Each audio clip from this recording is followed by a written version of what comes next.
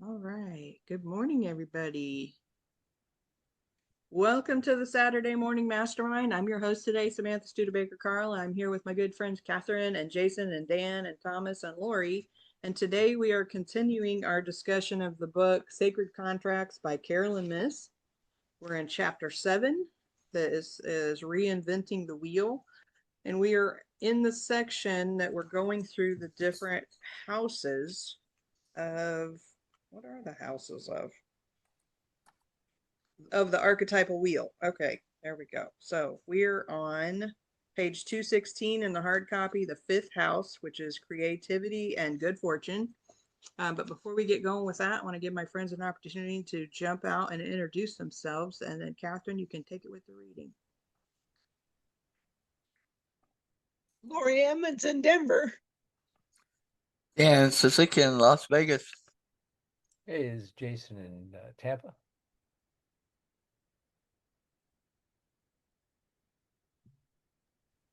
Oh, Thomas was here, but then he was gone. All right, maybe he'll be back. Hopefully, Kenji probably fell asleep again by now. Good morning, this is Catherine Clement. And on my Kindle, and I guess it probably depends on the size of your text and stuff, but it's page 262. And we're starting at the fifth house, which is about creativity and good fortune. The sixth chakra. The sequence of fire, earth, water, and air is repeated twice in the zodiac archetypal wheel. Leo, the second fire sign, is aligned with the fifth house, which rules creative expression, sexuality, children, and good fortune. This is also the house of love and spontaneity, of abundance and opportunity. The archetype that resides in this house is the one that represents the strengths that you should most rely on to make things happen. After grounding yourself with a home base, you instinctively move on to exploring the power of creativity and the creation of life. Because the fifth house rules creativity, it corresponds to the sixth chakra, which regulates intelligence and imagination. The shadow aspect of the fifth house manifests as the expression of creative or sexual fire out of control, as in the misuse of sexual power or creativity for selfish or manipulative ends. One can use creative talent for unethical or illegal activities, or for sexual seduction and manipulation. I remember a man named Will who had the most outrageously wonderful personality. He was the incarnation of charisma, and everyone adored his company. Will made people feel that anything was possible, and he could see the light in even the darkest situation. The archetype in residence in Will's fifth house was the child, and he was exactly that, almost a fairy tale figure who inspired people to see the good in life. Whenever events caused Will to slip outside the sweet atmosphere of his childlike innocence, he would imagine himself as a child again. He also would become an imaginary father to his child memory and could comfort this child by walking him through the years of his life. Will the parent would point out to Will the child how frightened he had been at age 6 about something, and how by age 8 it had worked out all right. He summed up his imaginative ability by saying, "When I slip, I return to my inner place by reminding myself of all the many ways everything worked out without my having to do a thing. Someone is watching over me because I sure can't organize all the things in my life." That's a message I love to share with others, no matter where I am. And as someone who runs a fairly large corporation, I can tell you that this attitude is in short supply. The need to create is an essential aspect of consciousness and spirit. But to define and determine our creative ability by our professional accomplishments, even artistic ones, is an illusion. Will embodied the energy of creativity in its highest expression because he channeled that electricity to jumpstart the spirit of everyone he met.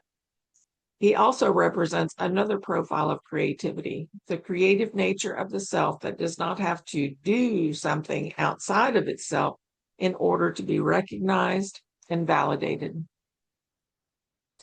Sixth house, occupation and health, second chakra. The sixth house house corresponds to your second earth sign, which is Virgo, and rules your occupation and health. The earth energy of Virgo differs from that of Taurus in that its focus is on grounding you as a person to the main work of your life rather than on the physical cycles of nature of the second house. The focus of this house on occupation is survival oriented, and the archetype that resides here influences how you seek out paths of security. When you are in the midst of a business transaction, for example, your sixth house archetypal pattern will play a very prominent role in the way you interpret business-related conversations and opportunities. The challenge of the sixth house is to balance work and health. An archetype might indicate unhealthy or destructive habits that do not serve your physical well-being, or it might indicate how you negotiate your ethics and morals for the sake of financial and job security. Because this house is involved with money and values, it most closely corresponds to the second chakra. A woman named Kathy chose the detective archetype as one of her 12 patterns, and it ended up in her sixth house. Kathy said that she had chosen the detective because she had a natural talent for solving mysteries. Unfortunately, she directed this talent into a shadow aspect, spying. She even admitted to having an attraction to voyeurism, although she labeled it merely a fascination. Whenever Kathy felt insecure, which was frequently either by choice or weakness, she would use that feeling as an excuse to rifle through the files and personal belongings of her coworkers in search of memos or other communications. She claimed she was looking for evidence of plans to undermine her position in the office. I asked Kathy if any of her efforts ever paid off by proving her case. Well, no, she said, but so much the better. It's very comforting to learn that you are secure at work. When I asked Kathy how long she had this need to play detective, she said that from her earliest memories, she recalled feeling compelled to sneak around to find out as much as she could about everyone, from parents and friends to colleagues. She admitted that she had once been fired after being caught going through someone's desk. Kathy was so convinced that people were spying on her that she felt she had to spy on them for her own protection. I recommended that Kathy consult a therapist, and although she said she would, I could tell that her sense of safety resided in her feeling that she could discover others' secrets. Kathy's story illustrates how we unconsciously influence the health of those around us. Her paranoia was felt by her coworkers and subtly influenced their own well-being. Ask yourself on a regular basis, how does my behavior influence the health of those around me? This question is a natural bridge to the seventh house, in which your health, including the healthy and or unhealthy views you hold about life and other people, become part of what you bring into all your partnerships. Seventh house, marriage and relationships, second and fourth chakras. The seventh house includes marriage as well as other forms of partnership, such as close friendships and business relationships. This house is aligned with the astrological sign of Libra, the second air sign. Unlike Gemini, which rules communication in general, Libra represents the more intimate kinds of communication between individuals. The central quality associated with Libra is balance, symbolized by a woman carrying a scale. This house is also prime territory for acts of betrayal, which so often reveal the shadow aspect of relationships. Because the seventh house rules both business partnerships and marriage, it corresponds to the energies of the second and fourth chakras, which regulate money, values, and matters of the heart. By our very biology, we are designed for physical, emotional, and psychological relationships. Our relationships with one another are prime areas in which to glimpse our contracts. We can also see them through our archetypal partnerships, parent-child, mentor-student, servant-master. During the normal course of every day, as we go about our business, extraordinary dialogues take place between our souls. If I were to see you in a workshop, for instance, my teacher archetype would engage with your storyteller as you recounted how archetypes work in your life. Although the storyteller isn't one of my intimate archetypes, your story will add to my life as a teacher. Your storyteller, in turn, can profit from exposure to my teacher because I may be able to help you see a greater meaning, wisdom, or spiritual truth in your story. People who have embodied both these archetypes at the highest level include Jesus, the Buddha, Homer, and the many anonymous sages whose wisdom stories make up the Bhagavad Gita, the Upanishads, sorry if I'm mispronouncing, and Sufi, Taoist, Hasidic, and African teaching stories. Partnerships can also play out in more mundane situations. Some time ago, I was invited to the home of some friends who were hosting a dinner party for 14 of their favorite people, although most of the guests knew only the couple who were giving the party. As I was meeting the other guests, a man named Bruce introduced himself in a loud, obnoxious manner, doing everything he could to draw everyone's attention to himself.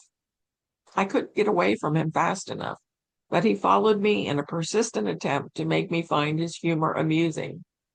Then he unexpectedly became very composed. You know, he said, I like clowning around with these guys. I started playing the clown with them years ago, and now they kind of expect me to be the life of the party. The moment Bruce referred to himself as the clown, wanted to get to know the man underneath the makeup. We talked about the common associations people have with the clown archetype, and then I asked him if he related to the perception that many clowns hide feelings of loneliness behind their masks, or need their costume to communicate feelings they would otherwise have to keep private. Bruce said that he was definitely a different person when he was clowning around, and that he often felt he was actually communicating affectionate feelings or criticisms that he could never otherwise express. As he regaled me with some of his adventures, he set up an atmosphere of play in the room, making the other guests most comfortable with each other. In a sense, he was forming a comedic partnership with every other person in the room. Do you ever resent the fact that people expect you to be the party clown? I asked Bruce. I would definitely resent people, including myself, if I felt that I was always expected only to entertain everyone when we got together, Bruce said. But I'm actually pretty well-rounded. The clown is the part of me that allows me to meet friends. If all I did was goof off, no one would take me seriously. I believe in the power of being optimistic. And so when I'm in a bad place, nothing works better than humor. And I'm the same with myself as I am with everyone else, which is a good thing because I can see how tempting it is to show to the world only the side of your persona that does the most for you. Besides being an enjoyable dinner companion, Bruce made me take a good look at how certain assumptions were clouding my own perceptions about particular archetypal patterns. For one thing, I realized that I never liked the kids in school who were class clowns. Their behavior drove me crazy, and somewhere around the 4th grade, I decided that clowning around was something that people did to hide their failures. Bruce woke up all these memories and helped me clean out a drawer in my psyche, finding, and I hope fixing, an attitude I hadn't realized I had. Bruce's clown provided me with some Libra energy or balance for my teacher.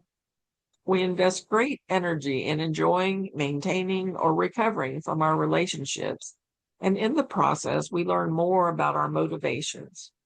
One of the healthiest gifts we can give ourselves is to constantly monitor our reasons for being critical and controlling. The challenge is to allow others to be themselves, regardless of our fear or insecurity. Maintain your core relationship to yourself and live according to the truth that the greatest gift you can give another is a fully healthy self, your own. And I'll stop there. That's funny. Yeah, that's good. I like that last part there about live according to the truth that your greatest gift you can give another is a fully healthy self, your own. We've heard that quote before. I think it was Jim Rohn had a quote similar to that where I think it went something along the lines of, I'll work on myself for you if you work on yourself for me, kind of a thing, where you're working on improving your own self versus having an expectation of the other person to fix themselves for you. And I think that's really powerful, that when we can really dig into our own self, we become better for everyone else. And so that's awesome. I like that. It goes Oh, back to that thought of, I think, where when Catherine was reading, where it talks about, you're being critical of things and this and that, and you tend to focus on other people, but what is that maybe mirroring in yourself that you're critical about yourself with? Because I know I can get critical of things. Sometimes I have to stop myself and um, redirect it or change the way I'm looking at it, because it's like, ooh, I'm being really critical right now. Why am I being that way? What is it in this? And I think that's a great idea of, looking back at internally, why are you being that way? And it's really something that they're doing, or is it something that you have dealt with before or internally dealing with or something like that? And it just draws it out.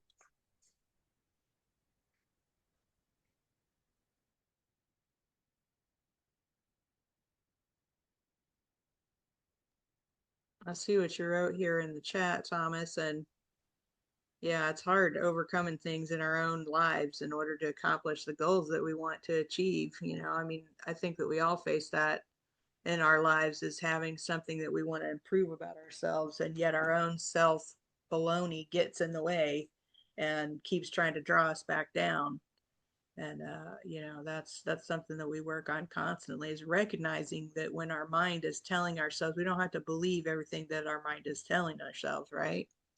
And that's also really difficult when we have a family member that is also struggling, and they want to blame us for things that happened in life, and that can be difficult, and it's hard to not take that personally, right? That's a big thing. And knowing that they're struggling as well is hard. It's like having that compassion for each other, and in relationships, it's so important to be able to do that. And I think that's one of the areas where we struggle the most, because we feel safe in the relationship, but yet at the same time we lash out at each other, and we are very hurtful to one another. So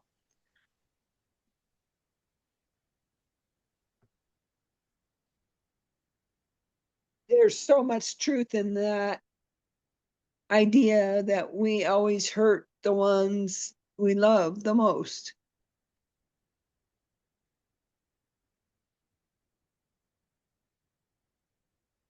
You're right. 1,200% yes, and I don't understand that, but it has something to do with our contracts, evidently. But I know personally, and I'm not the relationship expert, obviously, but uh, there's a safety that comes with family or an intimate relationship. Somehow in there's a safety to be yourself, to not have to play whatever role you're used to playing for everybody else. But, hopefully in intimate relationships, you're able to be yourself. And that means not always being, 100% every minute of the day. And it means saying things that you regret later. And um, some words just stick with you forever. I mean, any of us can probably picture a time in our childhood when our parent or grandparent or someone that we love said something, and that hurt us. They maybe didn't even know they hurt us, but it hurt us. And then we could probably still bring up those words now after decades of time. There's just some words that really stick with you. And I think that's a good, when that happens, I think that's a good, like the book said, it's a good time to look at, why is that hurting me so badly? why do those words hurt me so badly? What is it that I believe or don't believe about myself that is causing those words to cause that pain? Because I can guarantee you, if they said those words to somebody else, it wouldn't be as hurtful.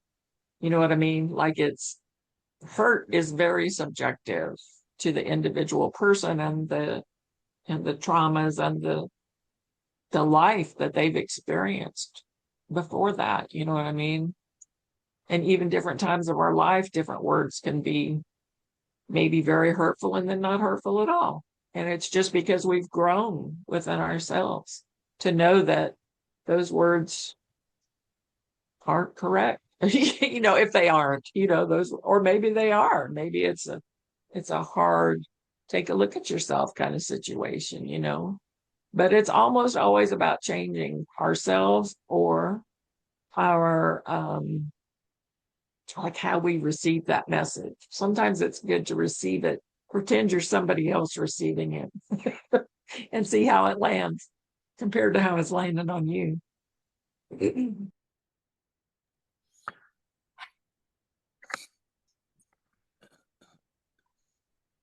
phrase sticks and stones may break your bones kept coming to my mind, and how often they actually do hurt.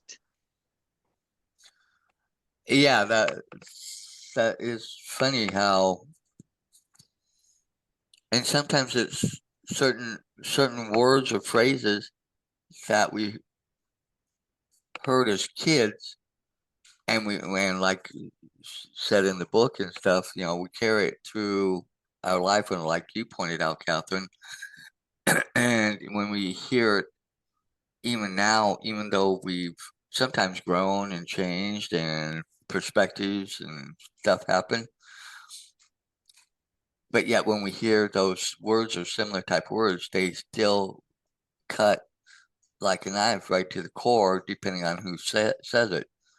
If it's just a friend or somebody where I don't take a lot of stock in what they say or whatever, it may not hurt quite the same way. But say if it's somebody I'm, care about, or in past relationships where I cared about them and loved them, and they said something and it hurt, it sometimes would go right to the core, and you carry that. And it's funny how we carry, and it's funny how, to me, it seems like we carry the more hurtful things rather than the more pleasant. I mean, we carry the pleasant stuff with us, but there's a difference between the two, and how it affects us and how we resonate with it. And it seems like the stuff that hurts goes deeper, if you understand kind of what I'm alluding to. No, it's kind of like the things that we're critical on ourselves about already. If we're critical on ourselves and we're having thoughts of, you know, thoughts of like somehow it is our fault, or somehow we've done something to cause the other person pain, and whatever it is that they're saying to us is the same thing that we're saying to ourselves that we know we shouldn't be saying to ourselves, then we take that to heart more.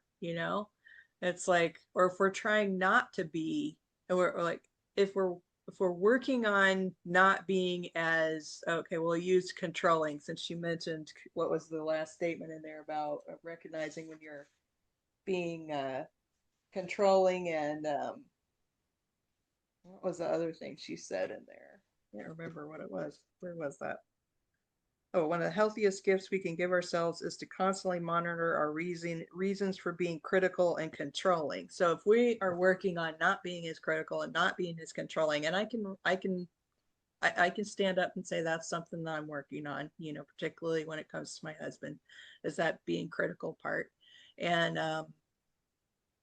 so I know I'm working on it. I have the voices in my head that are telling me all the reasons that I am being critical, and I'm working on it. But then when my husband comes to me and then he is accusing me of being critical, then all of a sudden that's a big deal. I know I'm working on it. I don't need you to tell me I need to work on it, that kind of thing.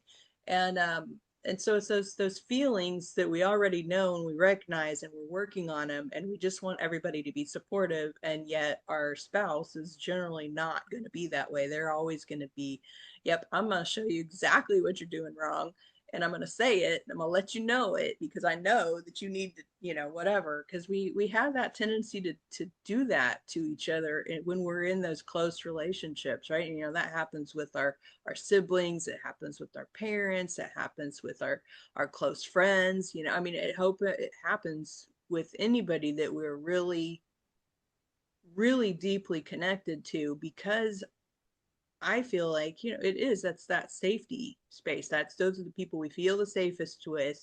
Yeah. And so they feel just as open to be able to tell us when we're screwing up, And it hurts more because we recognize, okay, there might be some truth in that, but I'm working on it. I'm working on it. And when you can recognize that you're both working towards becoming the better versions of yourself, then it can be positive. Now, if on the other hand, you're struggling in your relationship in that way, it can make things even more difficult because you're trying to fix whatever it is that you think is a flaw. Now, and that's another side of it too, is that we think we have these flaws, right? And we're trying to work on things. And yet at the same time, some of that can be mumbo jumbo, that can be just self-talk that we need to let go of, because maybe we aren't, and we're just telling ourselves that we are. So this is like double-sided stuff. Well, it's like Jason said in the comments that those close to us also know how to wound us, because of that closeness, and they use it, sometimes because they, I think sometimes are protecting themselves, in a roundabout way, because they don't want to get it from you, because it's that back and forth, because both sides get defensive then, and then you start going at it that way sometimes, and in those heat of the moments, instead of stepping back and saying, oh, wait a minute, like you said, Samantha, a lot of times they are saying something that's probably more true than we want to admit to ourselves, even if we are trying to work on ourselves. But we want to do it and figure it out, like people, like you guys have been saying, ourselves. We don't want it pointed out to us. We just want you to go along, support us, and help us get to that point, so that way we get to that conclusion ourselves. But sometimes you need it pointed out too, so that way you can go, yeah, yeah, okay, yeah, you might be right on that one. Do need to, you know, but it just feels like you're being skewered, and getting ready to be put on the rotisserie to sit there and slowly, you know, turn and churn, and, because you let it eat you up inside, rather than saying, okay, yeah, there's validity. Let me take that, constructively work on that, and go from there.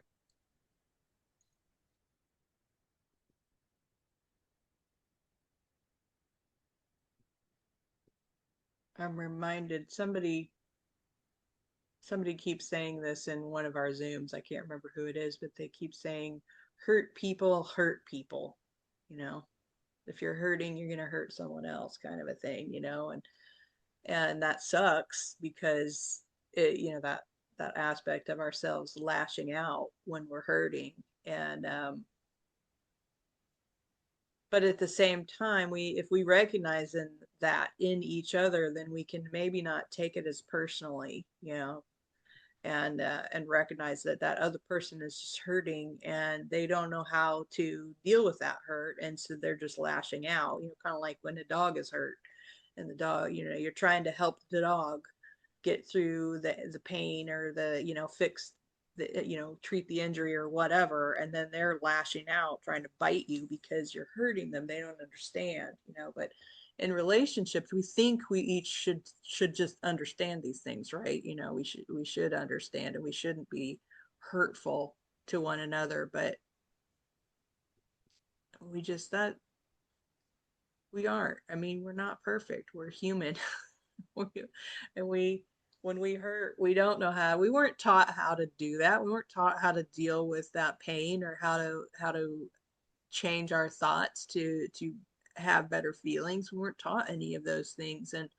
And I'm not saying that is an excuse for it, but it is the reality of it, and when we can be aware that, sometimes when somebody is trying to be hurtful to us, they aren't doing it to us on purpose, because that's their automatic mechanism for responding to whatever hurt that they're going through in the moment, and this, I don't know. I mean, we all go through that emotional roller coasters in life, and some of us more extremely than others, but when we're in that heat of an emotional stressor, it's harder to take a pause and think about your words before you say them. And a lot of times we just say things that are hurtful, and we certainly don't mean to. And if we were in a calmer state of mind, we would never say such a thing. But when we're in a heated moment and we're upset and we're emotional and all of that, is just word vomit, Yeah, It I'll is just kind say of this like is dogs. I'll just say this really real quick and important then that you can come when in, Jason. It's like dogs when they get in like when they're fighting and they're in just that zone of adrenaline and stuff. And there's nothing, I mean, you can put water on them or whatever, and they still don't break apart, stop the fighting. And it's that I think people get like that too.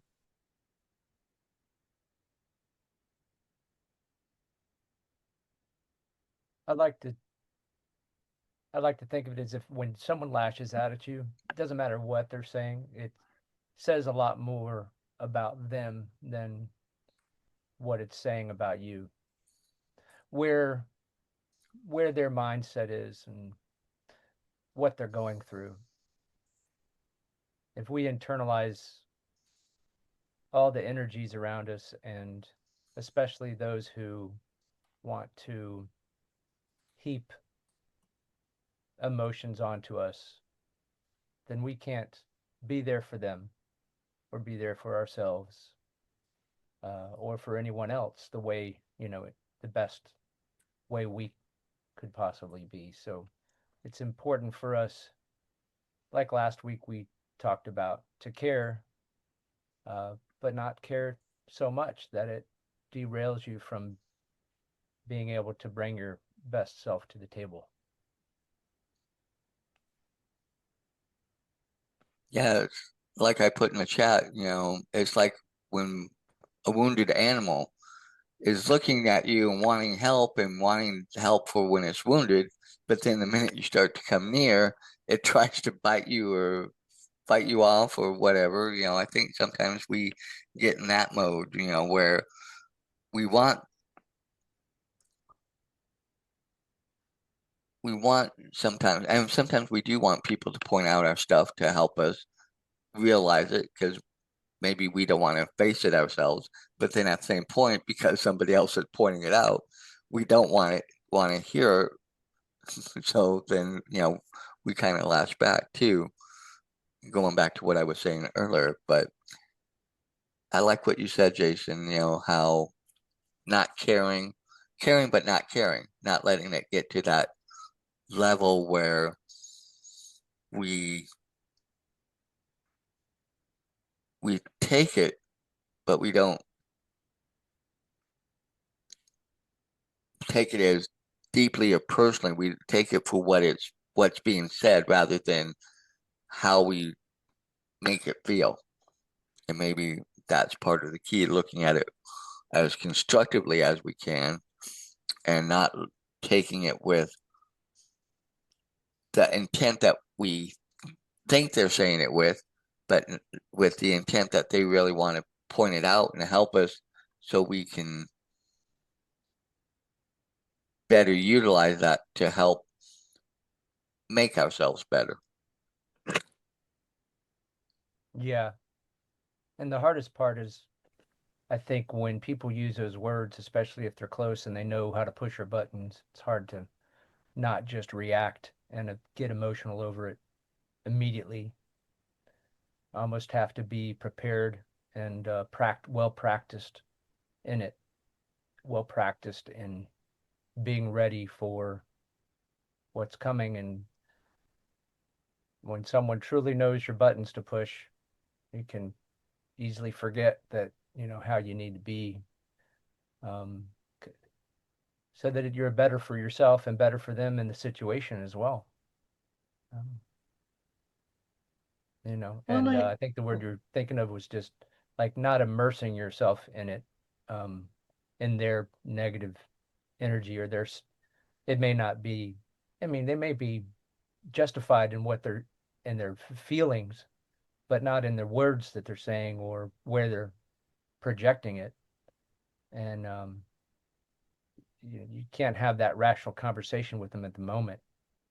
And so we've got to kind of guard ourselves from the damage that could be done to ourselves, um, at the same time to protect ourselves and hear them out and be there for them. But because a lot of times it's people you care about and you want to be there for them, but they're a mixture of not being, it's possible they're in a state of being a mixture of not wanting to accept responsibility themselves and also possibly wanting to push you away because you're possibly the one who understands that they do need to take responsibility or accept what's going on and grow from it. And the person may not be in that, have not progressed to the point where they can um, grow and move on from it. So in the meanwhile, they're just lashing out. Um, it reminds me of some movie scene. I don't know what movie it's from, but where, two exes that are in a relationship come back together, and one of them's like, "I'm sorry for what I did. I wasn't ready to take responsibility. I didn't mean to say all those things to you, but I wasn't ready." It was one of those scenes, and I don't know where it was from, but anyway. I think the other thing is that more often than not, since we've not been taught well how to communicate, as kids, right? We're not taught the right way to communicate.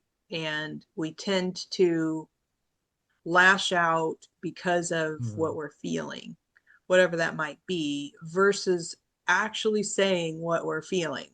And I'll give you an example. My son and daughter-in-law, not too long ago, we got into an argument. I just happened to be there when I watched it happen. And he was being all accusatory towards her about wanting to go to the grocery store and take all the kids with her, and and it was evening and all of this, and he's like trying to tell her she's doing it wrong, basically. And it's what it sounded like, is that you're doing it wrong, shouldn't do this, shouldn't do that, blah blah blah. And he's being critical. He gets that from me. I'm the critical parent, right? So he gets that from me. So he's being critical of her. Well, she's like getting defensive because she's like, "I'm not doing it wrong. I'm doing it the way I'm supposed to do it. I'm da da da da da," And so then they have this whole argument, right? Well, so I'm looking at this and I'm going, hold on a second. Here, what he's really trying to communicate was not that she was doing it wrong. It was what he's really wanting to communicate with her was he was concerned that because she was going to have all the kids with her and it was evening and she's going to Walmart, that she might be taken off guard by some homeless person in the parking lot that might sneak up on her because she's distracted. And I'm sitting here thinking to myself, God, this is such a perfect example of we're actually in fear for someone, or we are worried about someone in some way. And instead of expressing how this is why we're concerned. We're lashing out and telling the person they're doing it wrong, right? And if we can recognize that in some of these interactions that we have with each other, is go, okay, whatever it is they're saying is not the true underlying reason for why they're saying it. They're saying it because they don't know how to communicate the true underlying feeling that they're experiencing, right? And he was thinking more along the lines of, here, let me go with you to help you with the kids so that you won't be as easily distracted, and that, you know, you won't have to worry about some random person coming up and taking advantage of you in some way. Because apparently that had happened at one point, is that they were distracted with the kids and this random person come up and was like trying to ask them for money and harassing them, and they were all getting flustered over the situation. So that had happened. And then he was trying to tell her what to do instead of saying, I want to help you or whatever. You know what I'm saying? Does that make sense? When the perfect solution would be leave the kids home with him and go to the store by yourself.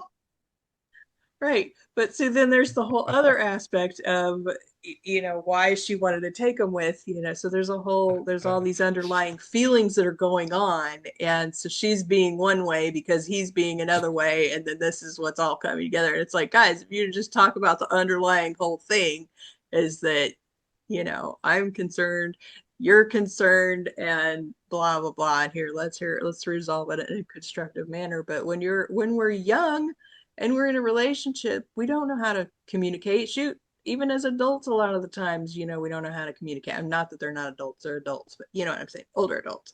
Even we're older, and we still don't know always how to communicate in a way that makes sense. You know, with Chris and I, it's like a lot of times I really have to, before I open my mouth, I have to think through, okay, why am I saying this? Or why did I say that? Because it wasn't that specifically, it was because I was having this emotion over here, or this thought process, and then I'm just being accusatory or critical. Oh, and that's a good example in relationships a lot of times, okay, is that we will be accusatory towards our partner for not doing this and not doing that. And in reality, the thing we really want to communicate is, hey, I really could use your help with this. Or it would be really helpful if when you came home, you hung up your jacket, because every time I come in here, then I'm tripping over it, instead of, you never hang up your jacket. You know, there's that thing of how we communicate in a different way that is constructive versus being critical. And you know, when we're siblings, we have all kinds of stuff like that that we have built up over the years as kids, if we just are accusatory to each other, and you know, or you took my things, and so that, you know, there's all the things. So all the emotions that we have, right?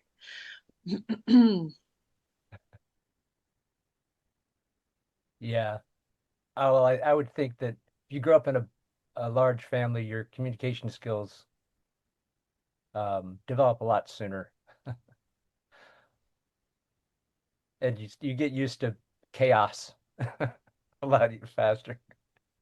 If you have siblings the same age or close age, and they're all, you know, doing kid things, you're, I I, would think sometimes it would get more chaotic because you have more, so you're going, zapping those arrows at whoever just because, you know, sometimes one sibling will do something and then you think somebody else did it, so you zap them when the other one really. And so to me, I think, you know, because I have two brothers and then my own sister, and then I've had step sisters. So I think sometimes it, you know, but I think that it just all gets convoluted a lot of times overall. And I'll try to get this out. We're all created perfectly, and hoping, expecting, believing our parents will raise us perfectly, and they are going through the same thing like we're going through, and we expect them to be perfect. And Um,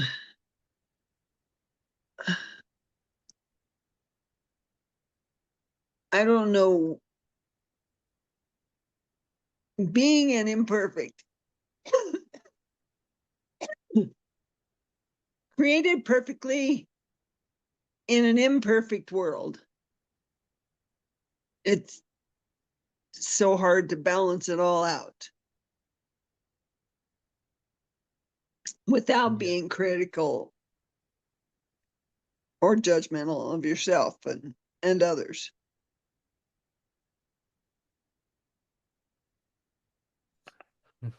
Well, it takes so much more patience and thought processes to communicate in a way that is more effective versus being critical or short-tempered or whatever it is, like here with the kids and the family, all the dog, everything, all the things going on all the time,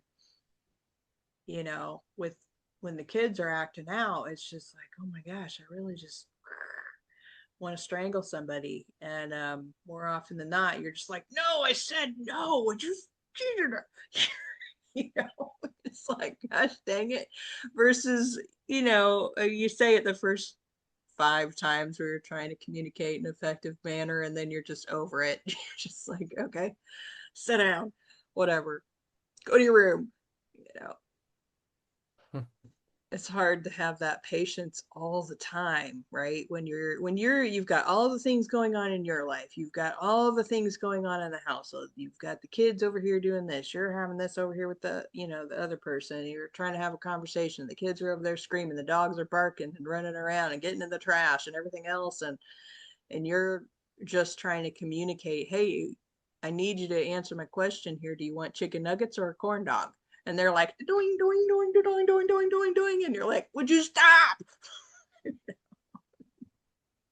uh, uh, we want to be calm and patient all the time, but Yeah. Makes me relish my singleness sometimes. just come visit me for a week and experience Uh, the utmost chaos of adventurous chaos. There you go. You'll appreciate the single life. no, I would get that at all the family gatherings when the family gatherings would be going on. At Christmas, this, that, and the other thing, and you know, and be there, enjoy it, and love it, and have our moments. And yes, we'll have moments too where things will flare up at times. But when I get back home, it's almost like, oh, home, quiet, peace.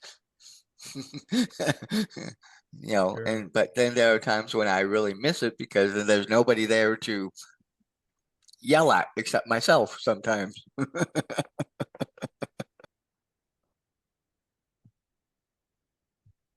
There's also no one there to commend and compliment and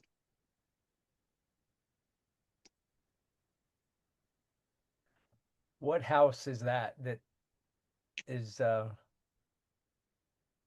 rules our parenting aspects of our life? I guess what house would that be? Is that the same as the business and relationships?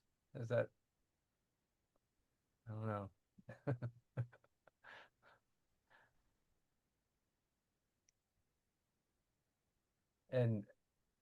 And can we switch out archetypes? Can we like substitute on the fly? Or is it just something we have to discover and then be okay with when we figure it out? I think from the way the book has been reading, I think there are times where we can slip into different aspects of the archetypes that we feel that we have identified. And I think that's why towards the beginning of the book, it tries to, are you the wounded child? Are you this? Are you that? The core ones that you know, with, and the way I looked at it, there were those core ones, but there were some sub parts, and you can kind of go into it seemed like there were aspects that we can slip in and out of at times, and sometimes we do it automatically and interchangeably, like the one guy just in this chapter where he says, I like, they expect me to be the class clown, so I come in and be the class clown, but then all of a sudden he got really kind of serious and stuff and made that comment about that. And at first she was trying to run away from him, but then all of a sudden she's like, oh, now I want to understand more and get to know what makes that part of you tick. So that's my understanding. The way I'm looking at it is that I think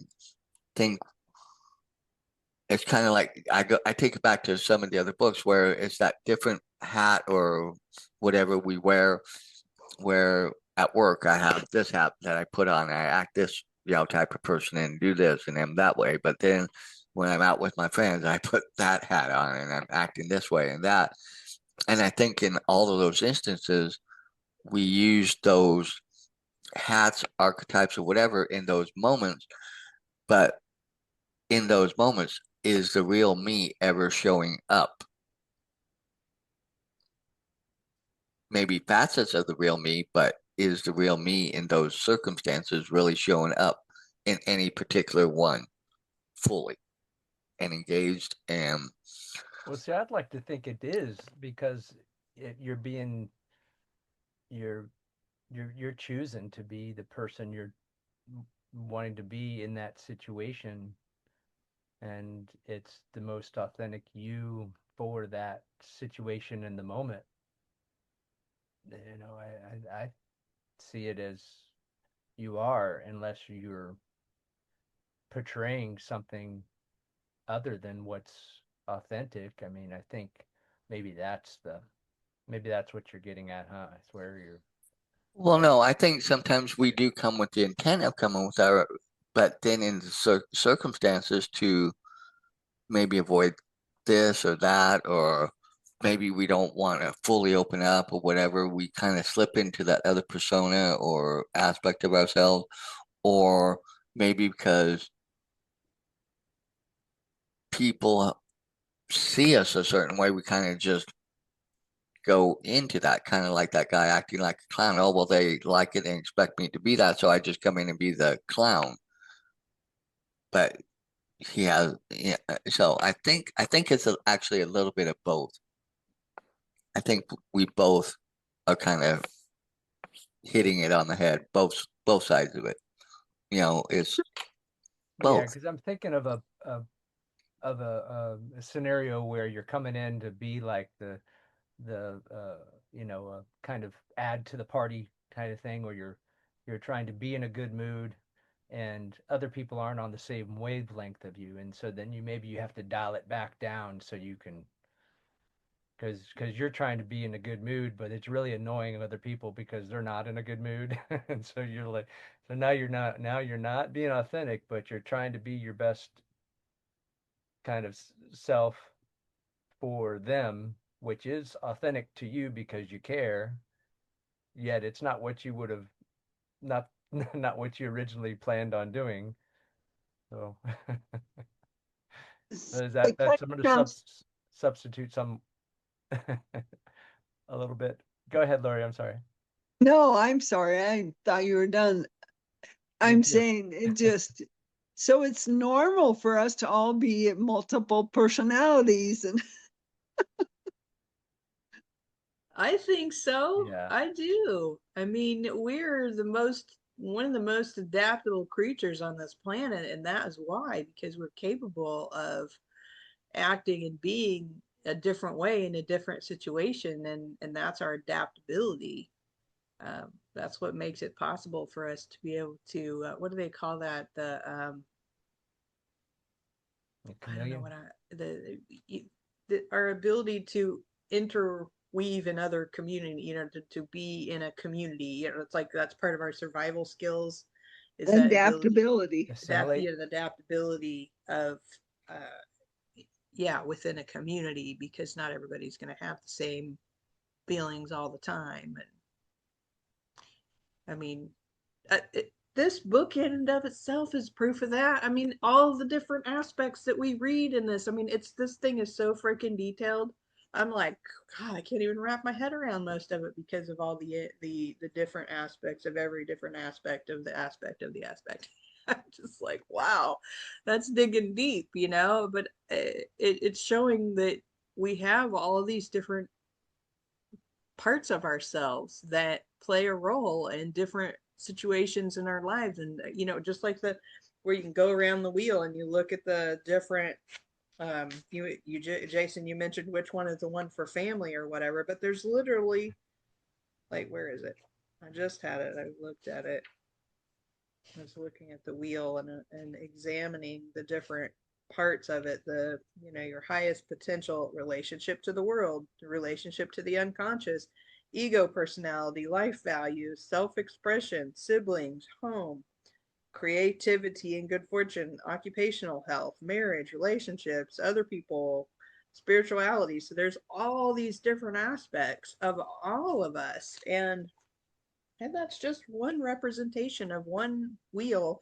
And she's got multiple of them in here for all kinds of different aspects of our personalities and emotions and spiritual beliefs and relationships and just all of it. So it's kind of amazing, really, that we're capable of so much. You think about just the amount of information in our brains and the amount of all the different things that affect everything else. It's like, how do we even understand ourselves at all?